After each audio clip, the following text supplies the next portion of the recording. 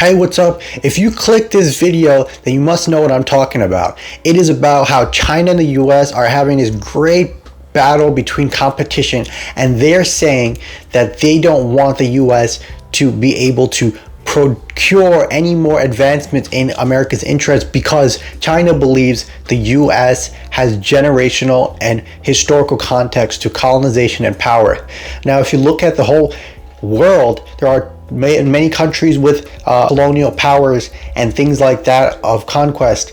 There are the Japanese, who are conquistors of Asia, of East Asia, of China. There are the British, who conquered the world. There are the Portuguese, who conquered many parts of the land, and the Spanish in the Philippines. And this is a huge problem because we don't want that to happen. Now, if this is a huge problem for you, well, good thing you clicked this video. I'm here to talk about it and let you know that it's perfectly fine to be in this sort of situation and think about, but it's important to never really bring it up because it's too historical and it's too big of a topic and too big of a problem unless you're really close friends with the person that you're talking with.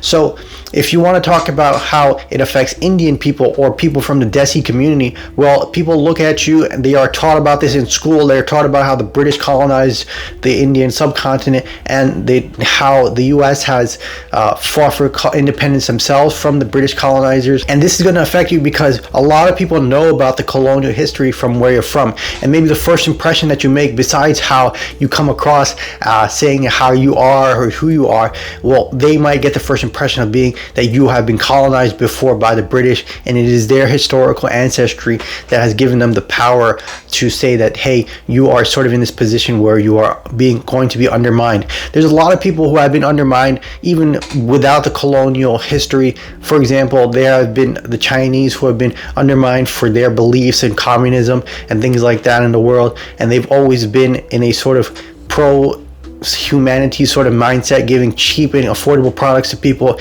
even if it does break within a couple of years. I mean, it's not the great quality, but hey, you got the great product, great highest technology that they could produce with their low quality, best bang for your buck. But guess what? In that side of the world, they're not making that much money. Another point I want to make is that if you're having these problems as a Desi, well, fear not, because it's not that bad. You guys can outshine them by staying on topic about modern current events and talking about how your education really stands out in your job, work life, going to movies, going to bars, going to bowling alleys and pool studios and things like that.